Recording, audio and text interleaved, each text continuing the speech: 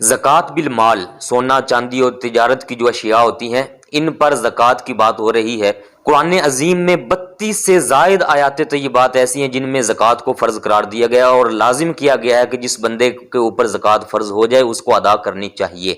اور بے شمار احادیث طیبات ہیں۔ زکوٰۃ اتنا بڑا فرض ہے کہ اس کے فرض ہونے کا کوئی بندہ انکار نہیں کر سکتا۔ زکوٰۃ اسلام کے 4 اصول یعنی قرآن عظیم، سنت مبارکہ، حدیث پاک، اجماع اور قیاس، ان چاروں سے زکوٰۃ کا فرض ہونا قطعی طور پر ثابت ہے۔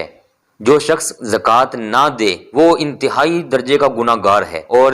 جو زکوٰۃ کا منکر ہو جائے وہ شخص کافر ہو جاتا ہے۔ اور منکرین نے زکوٰۃ کے خلاف حضرت سیدنا صدیق اکبر خلیفہ بلا فصل رضی اللہ تعالیٰ عنہ نے انتہائی سخت درجے کا جہاد فرمایا تھا،